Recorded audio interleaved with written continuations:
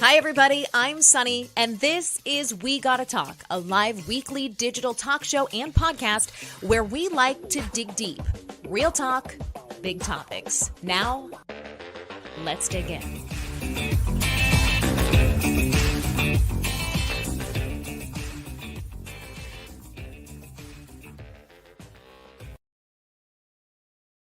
Okay, hey everybody.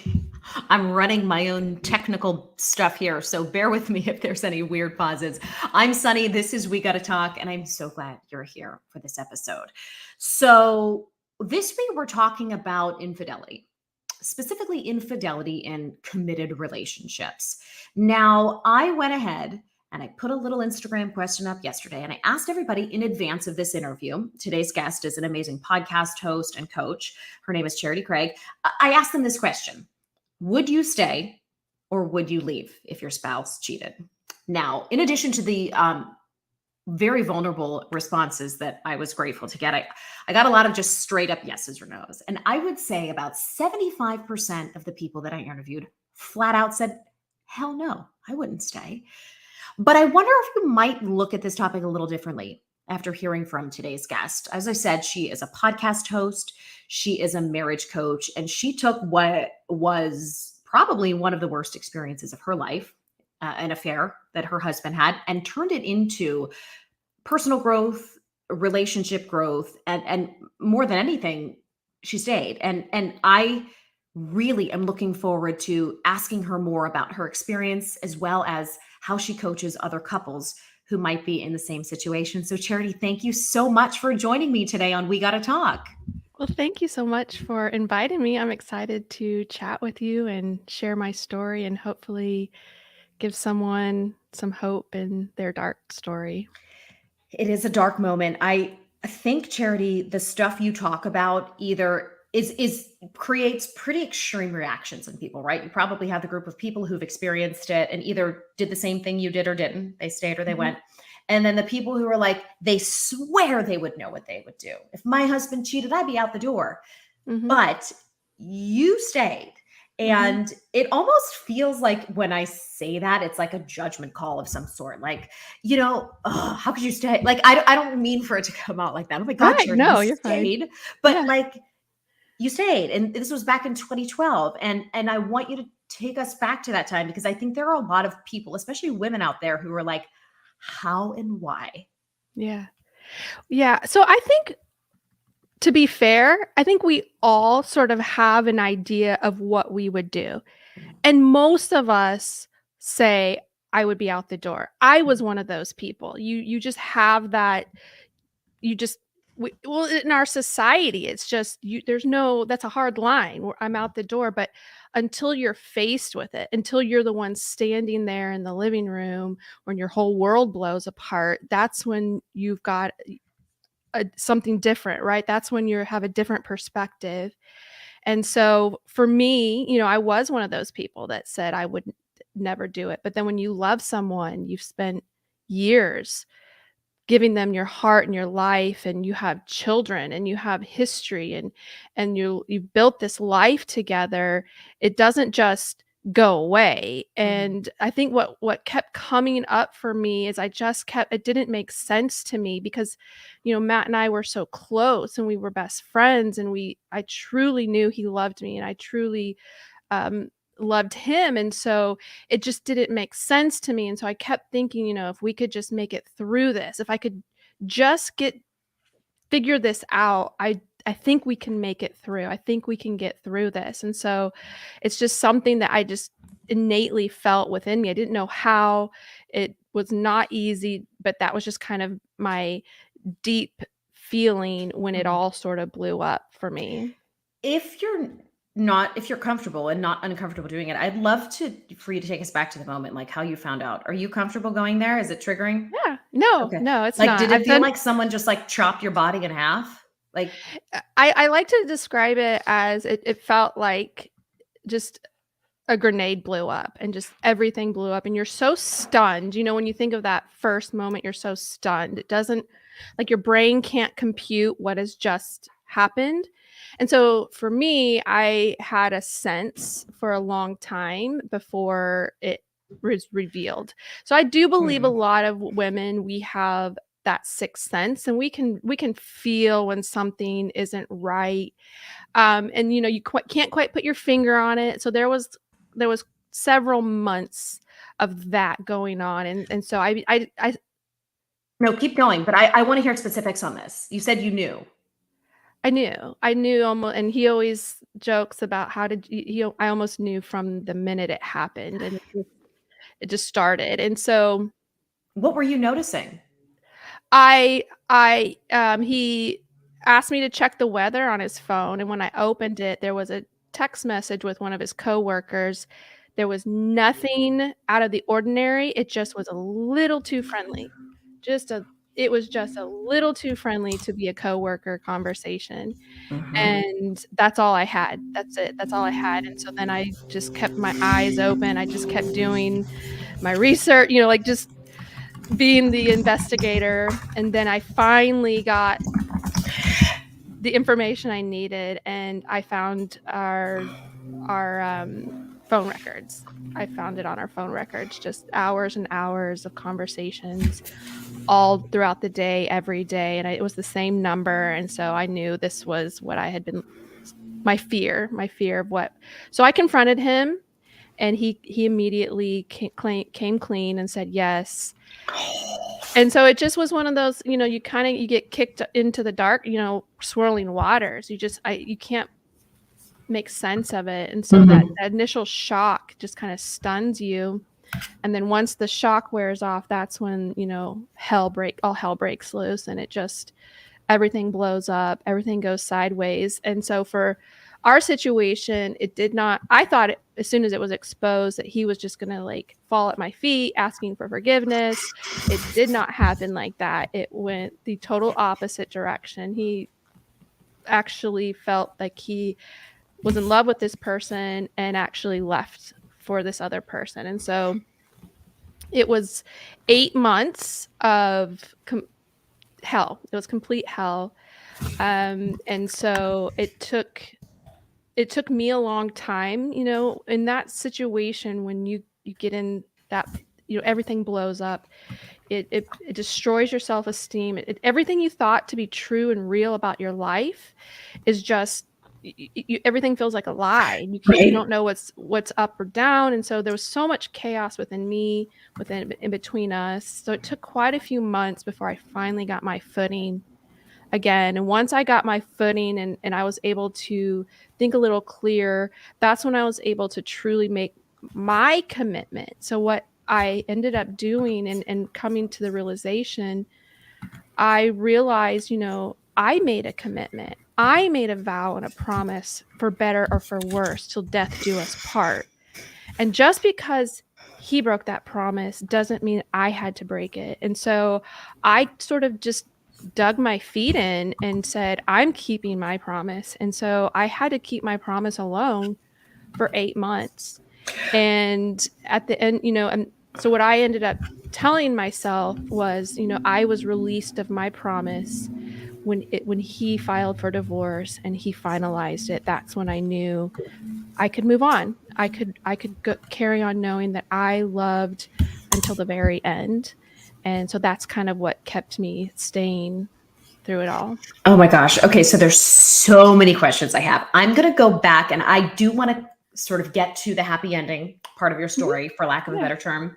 And because I do want to offer a ray of hope, or even like a possible roadmap for people who are going through this. But there are a lot of questions I have along the way. Okay, the signs you noticed. You said it Mhm. was a gut feeling. You said it was communication that felt overly familiar.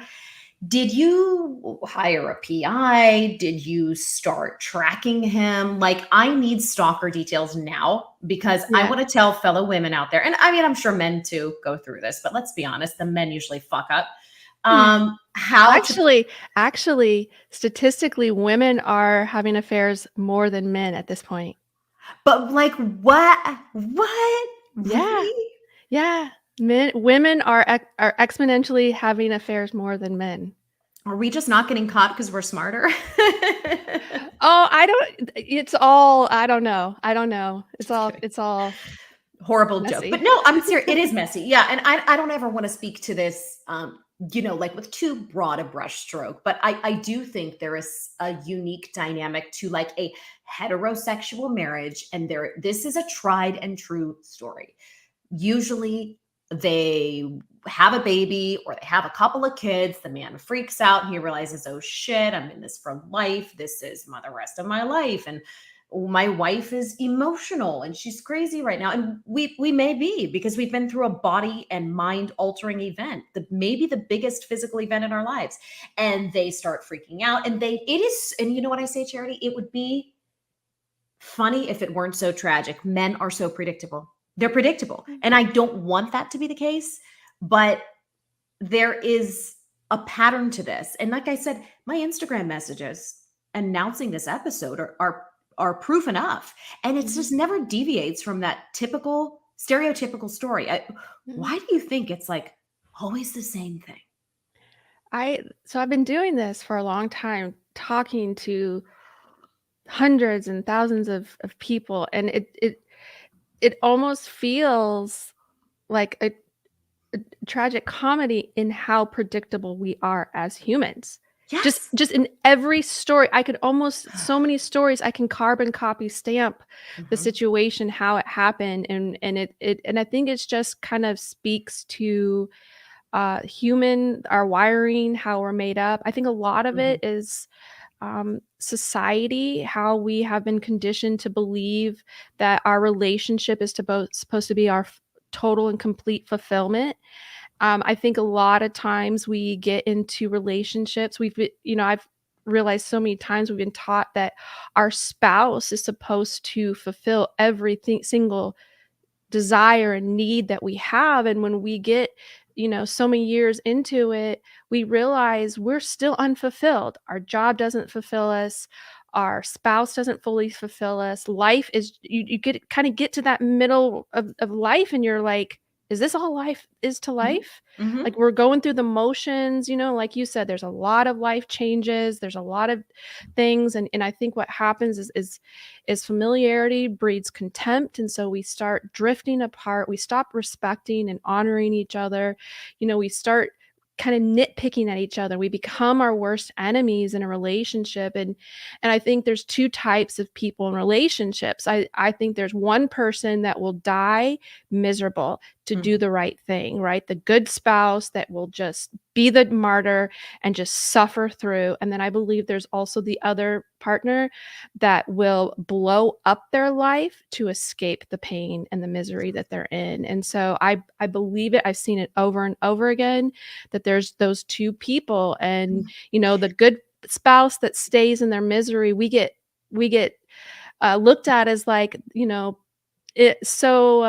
victim, right? We're the victim. And so we can really elevate ourselves as the good spouse.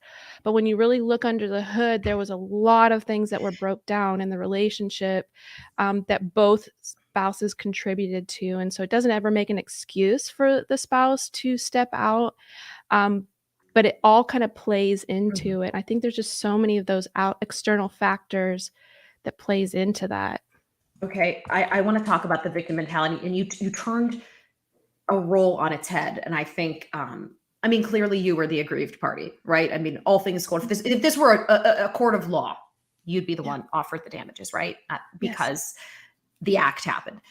But you're hitting on a really interesting point of what each spouse contributes to. But I did forget to, I kept talking, and I want to ask, how did you get all the details on him cheating? Just tell everybody out there so that they can go and repeat if they need to PI their spouse. Yeah. Oh, so I think, so this was 2012 when I was doing it. So there was no trackers on phones. There was no Find Your Phone. There was no 360. Right. None of those apps were available. So it was still the old school, right? Where you weren't out there in a trench coat. What? You had to depend on where your spouse had to tell you where he was going to be. That's the only way I knew. And I can remember literally Googling, trying to find tracker Oh devices my God. that I I could love put you for on it, his Charity. phone. Like, there was All nothing right. out there. The only thing I could find that he had to download and he had to accept it. And I'm like, well, I know he's not going to do that. So a lot of it was just, just that stalker mindset. I was looking at social media. I was, waiting for him to put his phone down and looking through his phone constantly.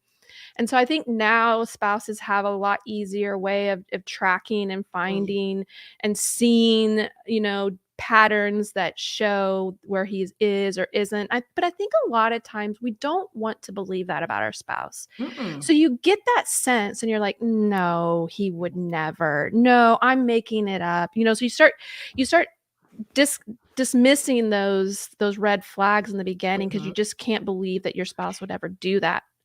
And so once it gets to the point where there is no denying it, there's the proof right there. That's when that true shock happens.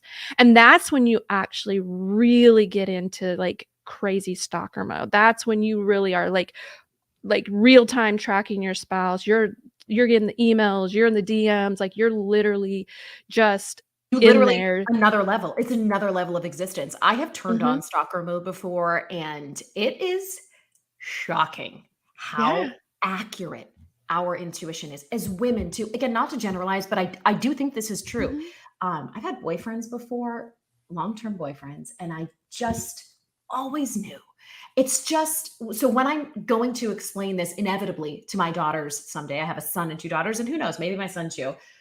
I feel like I'm going to tell them, you always, how do you know? You just know. You just know. And I think what you hit on, Charity, that's so important is that more powerful than any GPS, more powerful than any tracking system, more powerful than any technology is your instinct. It's your gut. Follow it. You're right. And if you're not 100% right, you're at least trending in the direction. So I Mhm. love that you brought that up. Yeah. Okay, so let's get back to this. So another surprising part of your story is something you just touched on, which is you feel in some way that your actions as a spouse may have, and I'm using this phrase loosely, contributed to the way that he was acting. It's a really hard pill to swallow because in the end of the day, like I said, if we're looking at it black and white, there's only one person who really screwed up.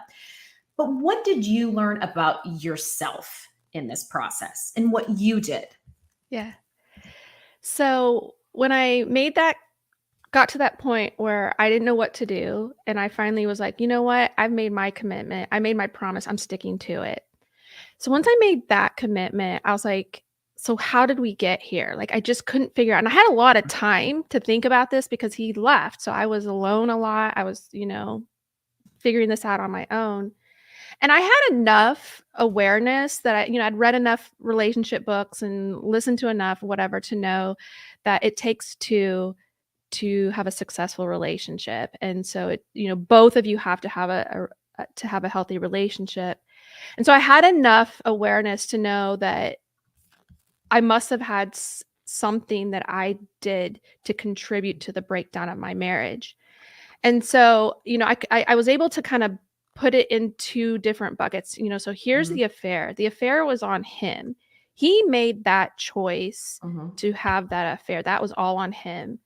But every minute leading up to the minute he decided to step out, I had a part to play.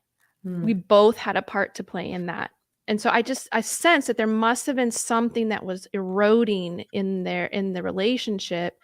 And so I thought, what did I miss? How was I contributing to this? And so to be honest, in the beginning, I thought it was going to be, like we didn't have sex enough. I wasn't sexy enough. Maybe I didn't cook enough meals. Maybe I wasn't whatever. Right. I thought it was just going to be one of those cliche sort of, I wasn't just a good enough wife or whatever. But what I discovered on my own path was quite shocking, and it really rattled me a lot to discover. I discovered through this, I got into counseling. I went to counseling to save my marriage, and I always say that counseling revealed that I was the one that needed saving. And because I was the good girl and I was the quiet one, all of my issues kind of flew under the radar. And so what I discovered behind my good girl mask is that I was actually quite emotionally, very emotionally unhealthy, very codependent. I didn't think I had anger issues, but I discovered that that silent anger is actually more damaging than that explosive anger. So I was very cold. I was a stonewaller, manipulator. I just was very, very unhealthy in my life. And so it really shook me. I can remember the day I had someone that was kind of walking through it with me, and she was talking, and she's like, "Hey, have you ever thought about getting into a 12-step program for codependence?" And I was so offended that she would insinuate that I was the problem, like that I had a problem. And it just I like left our meeting. I was like, I gotta go. I was so upset. I went home that night and I was sleeping. I couldn't, because I'd never even heard the word codependent at that Mhm, point. mhm, And so I Googled it. And when I started reading what a codependent was, I just sobbed and cried. Like I could not believe that this person was telling me I had this. It literally said this codependent room, and it mhm, just shook me because I'd been the good girl. I could have walked away from this and had a rose on my nose, and I could have literally everyone would have loved me and hated him. But I knew this wasn't going to serve anybody. This wasn't going to help anything because it didn't make sense. And I just was trying to get to the root as to why this broke down. And so mhm. to find out that I had a role to play in it, it was a bitter pill. I hear this, and as a professional interacting with you, I agree. Even as someone who really lives in the gray space of life, I agree. I think there are contributing factors, but woman to woman, I want to be like, but Charity, you still didn't do anything that bad. I mean, I Yeah. don't know. I see, but I understand what you're saying, because I do think, I guess if you're looking at it like a scoreboard, right? The cumulative total of the damage you can do as an avoidant personality, or as, like you said, that quiet, seething anger.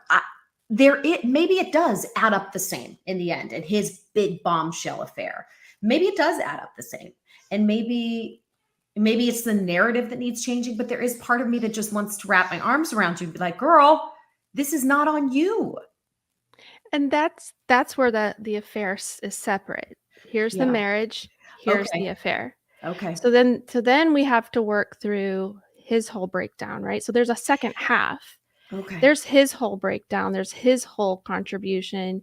That came much later. That had to come after his affair unraveled, Mhm. his fantasy world, the fog lifted, right? So all the things that he had convinced himself, because a lot of times what happens is the slippery slope of affairs happens where they slowly start rewriting the story, right? They start telling themselves, like, oh, this person is so funny. My wife never laughs at my jokes, or Mhm. she's so sweet. She listens to me. My wife never listens to me. Like they start rewriting stories to Mhm. make them feel better.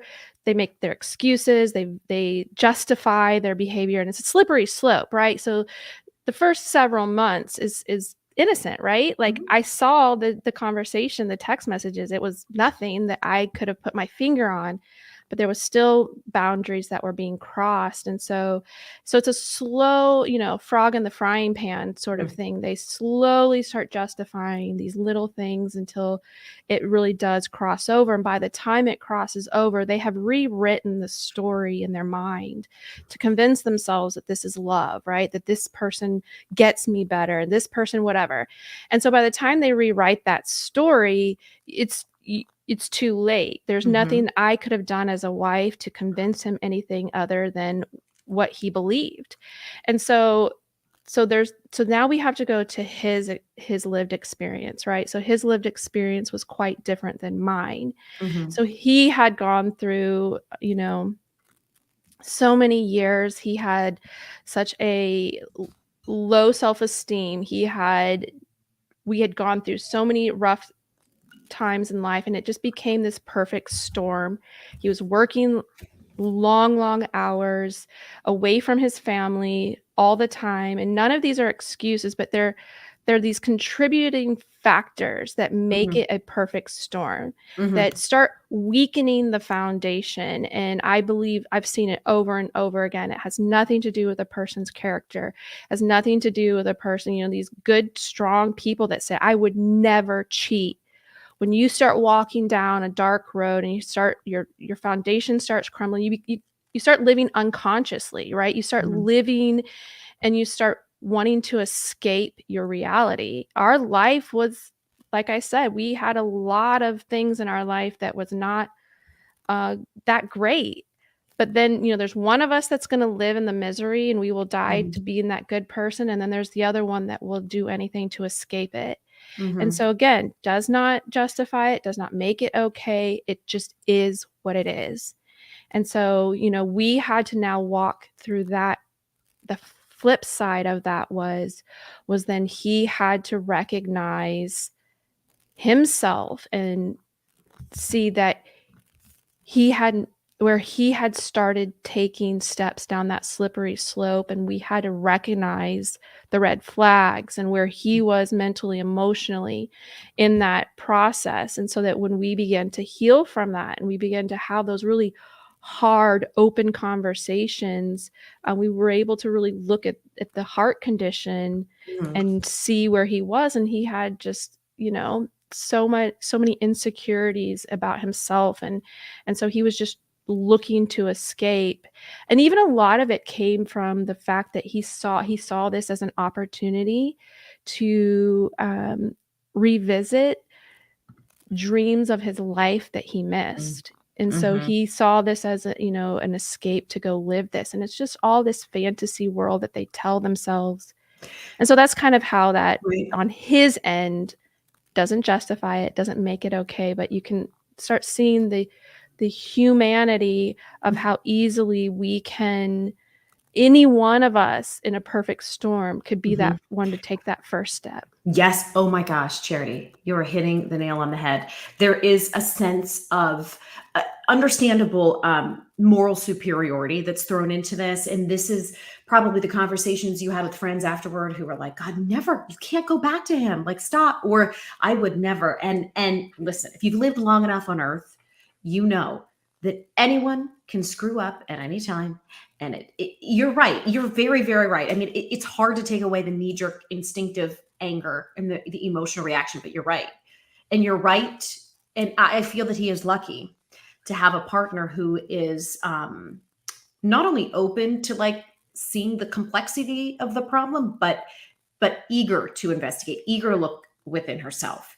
And you said that right after this was discovered, he didn't come back begging. Like the movies are always like, oh, take me back, honey. I mean, that had to have been shocking too. And moreover, did he remain with this woman while you were on break for those 8 months? Mhm.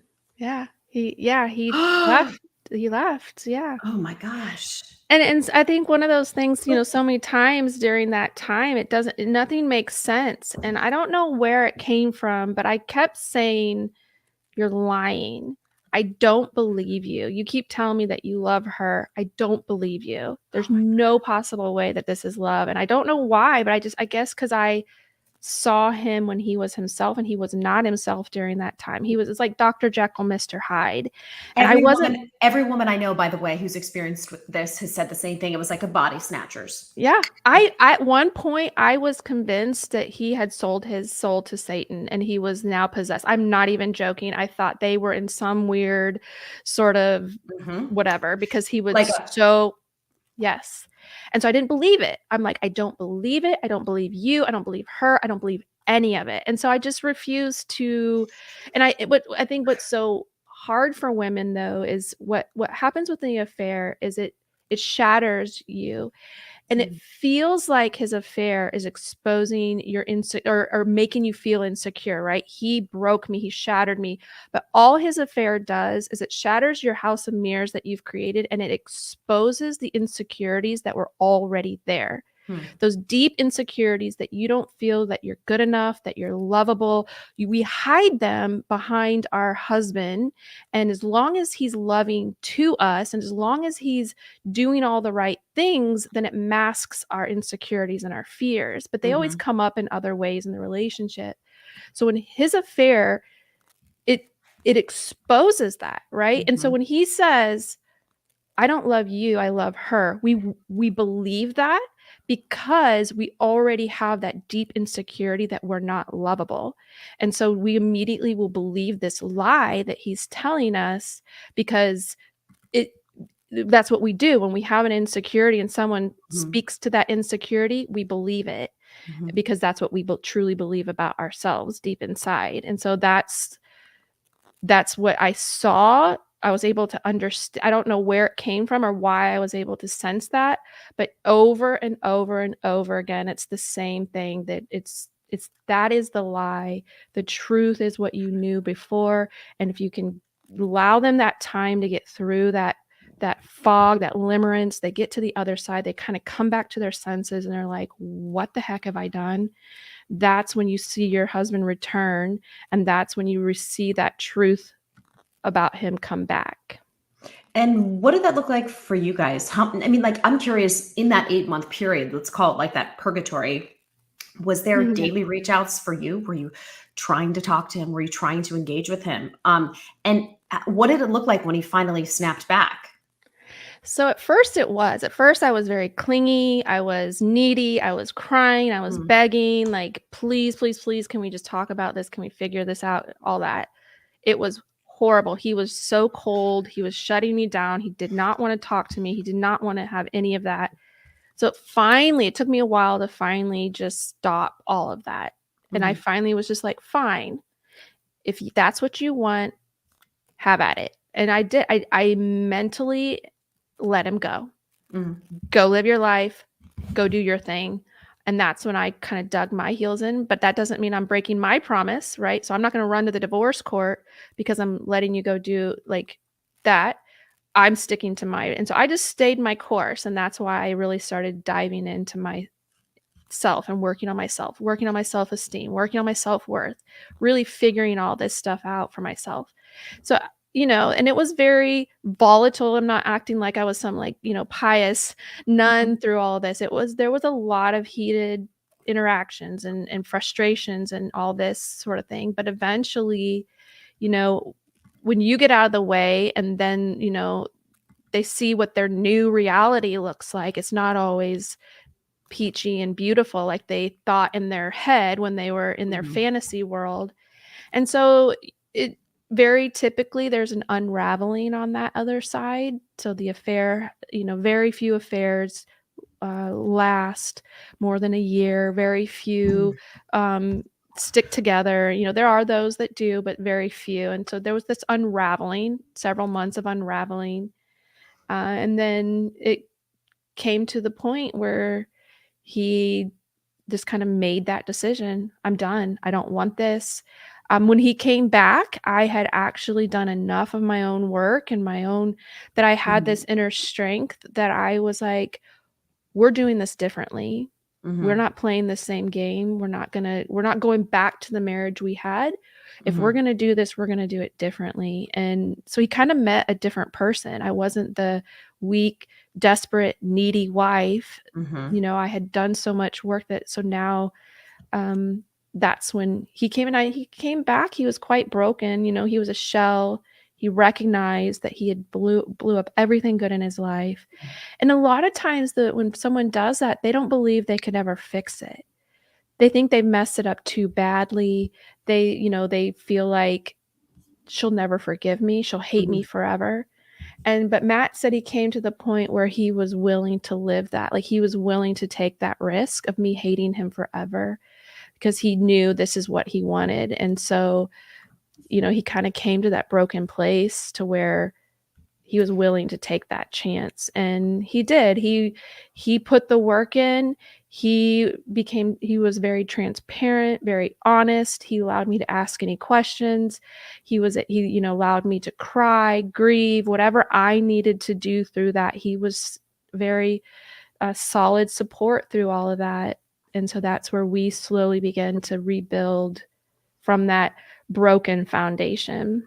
What's one of the things he said to you in that apology period that stuck out, that was convincing enough to you? And I know that you were very forgiving, and you had sort of examined your own role, and you weren't reacting from the victim only mentality. So that being said, but like, what was it that he said that like brought you back?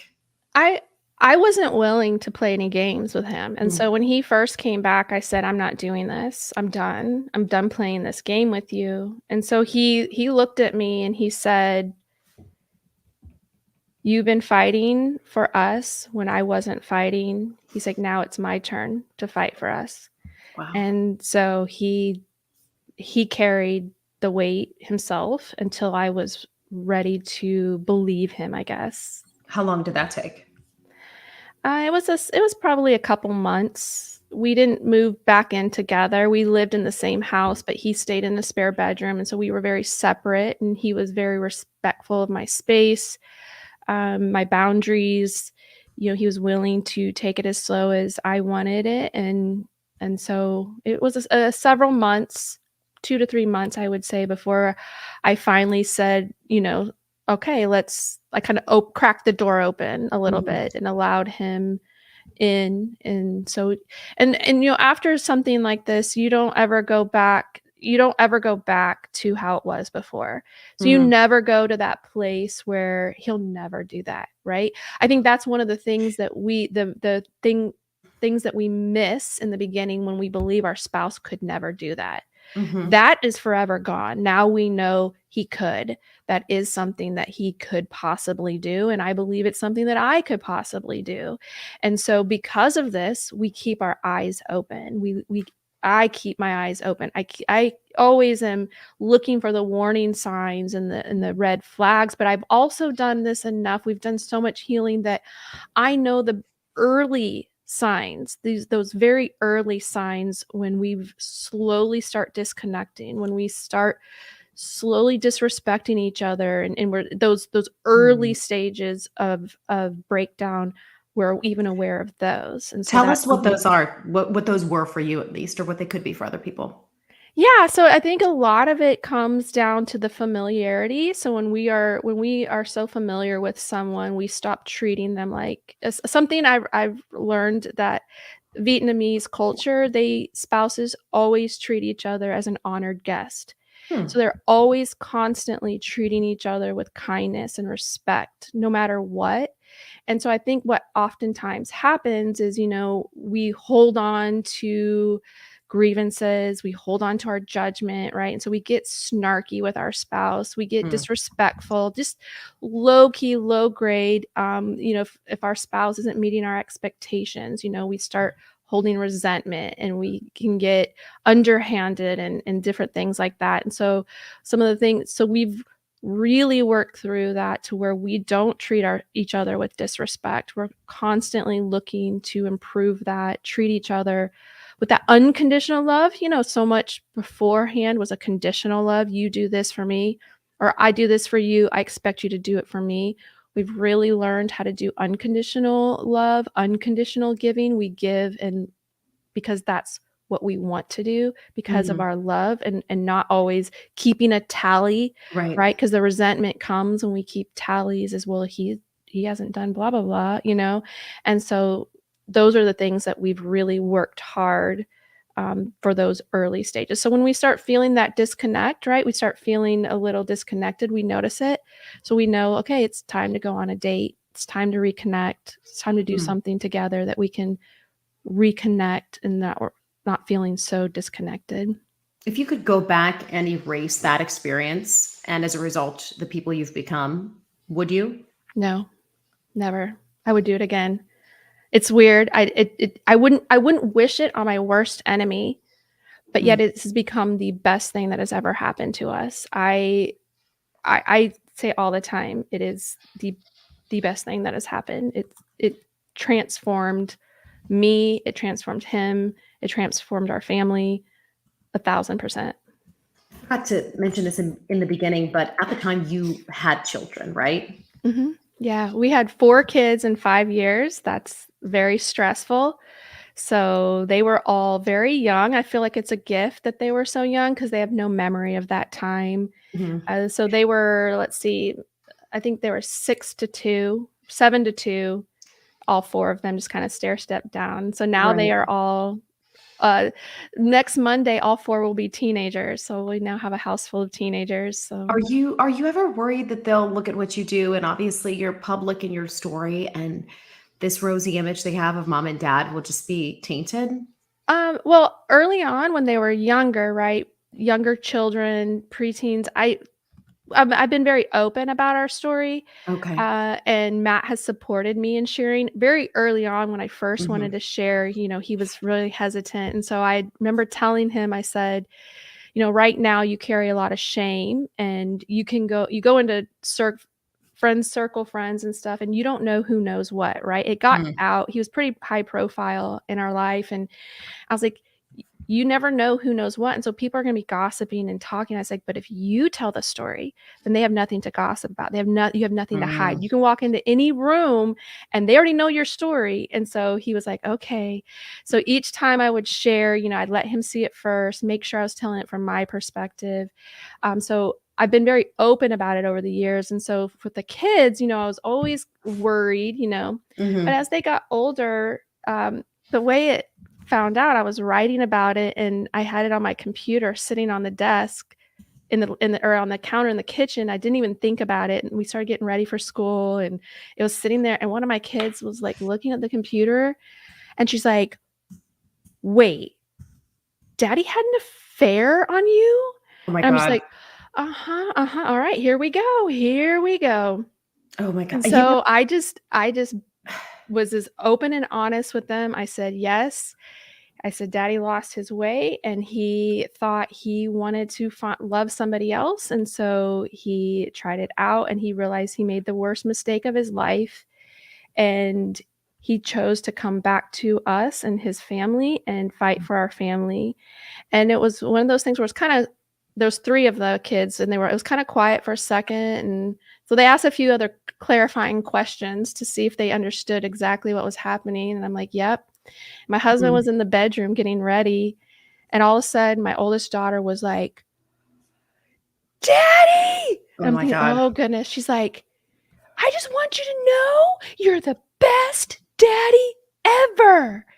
And I just in that moment, I recognized that she saw the story of redemption. She has Mhm. lived through the years of watching him and I Mm. heal together, love together, grow together. She has seen the other side of it. And so Mhm. she didn't see the hell we walked through. She saw the healing that we walked. And so to her, it was a story of redemption, and it made her quite proud that her dad chose his family, chose to heal and not walk away. And so now we are very open about it. I know I get a lot of flack online. I get a lot of stuff online. And so we've been very open with our kids since then Mhm. about it. They know, they've seen the comments. We've allowed them to see what people say, and we talk Right. about it. We've been very open about it, and I think it gives them a more realistic perception Mhm. of humanity. I think they see that the f the flawed humanity is not a black stain, right? One thing I say Right. is our darkness as humanity doesn't make us flawed, it just makes us human. And if Mhm. we are willing to face that darkness in ourselves and heal those parts of ourselves and forgive each other, love each other, forgive ourselves, we grow as humanity and we can actually flourish from that. It's when we continue to hide those parts of ourselves that we slowly die as humanity.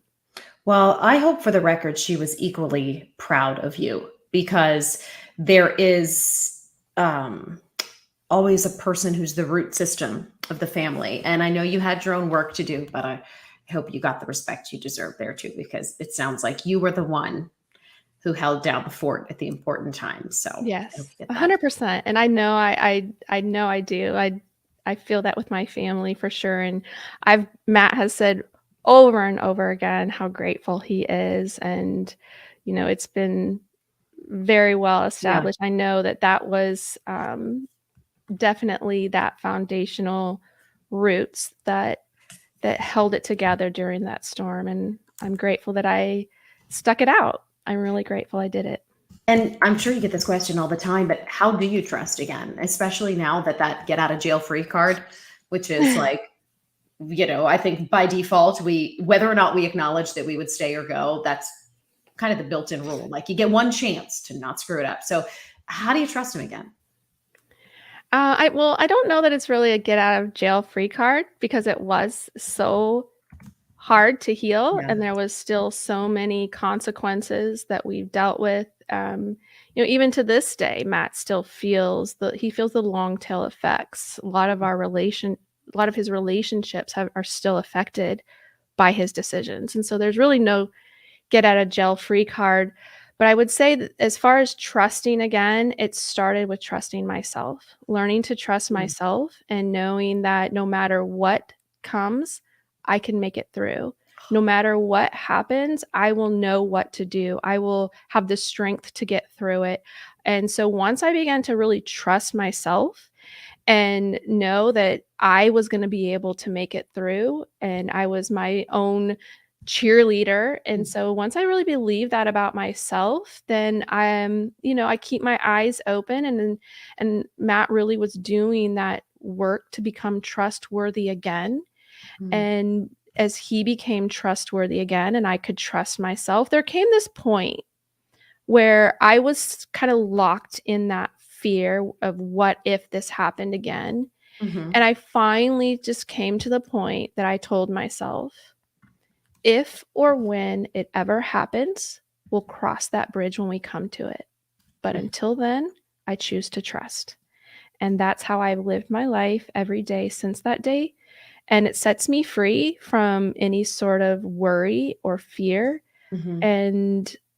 And that's how I like living. Yeah, well, again, you hit the nail on the head. It comes down to you knowing yourself, and it Mhm. sounds like if there were ever a silver lining to your story, it's that sense of strength and self-worth that you ultimately came out with. Yeah, 100%. We're about to wrap things up, Charity, but Okay. I wanted to ask you one final question. In light of all you've been through, in light of your struggle and your sort of journey to recovery with your husband, do you think it's possible to ever really cheat proof a marriage? No, I call it cheat resilience. So Mm. you can have cheat resiliency, and I've kind of touched on a little bit as far as you now know what the red flags are. You now know what the root causes of it, right? So you've talked about it. You know what those signs are. And so I think that's what you just look for and you see and you sense it. And I also think too, Matt and I have talked about it, and not that he's like, "I don't ever wanna go through that again," and I'm the same way, and so because of that, we're willing to do that hard work to keep ourselves off of that cliff. Mhm. Noticing those signs, keeping Yeah, connected. yeah. I'm so grateful for your time and your wisdom, Charity. Thank you for talking with me today. Well, thank you so much. I really enjoyed talking with you. Tell us how to connect with you. I know you work, as you mentioned, with couples and with individuals. So, how can we get in touch? How can we listen to your podcast? All that stuff. Yeah. So my podcast is on a hiatus right now, so hopefully next year we'll get that back up and running, but my website is charitycraig.com. I am Charity L. Craig on all social media, TikTok, Instagram, Facebook. And then I also have a Facebook support group for any women who are going through this and they do want to heal their marriage. It's called Healing Your Marriage After His Affair. And so that's on Facebook. It's a free support group. There's over 4,000 women going through this same thing, supporting each other, loving each other. So that's available for anybody that's going through it. Okay. Thank you again so much for spending time with me, Charity. Of course. Thank you for inviting me.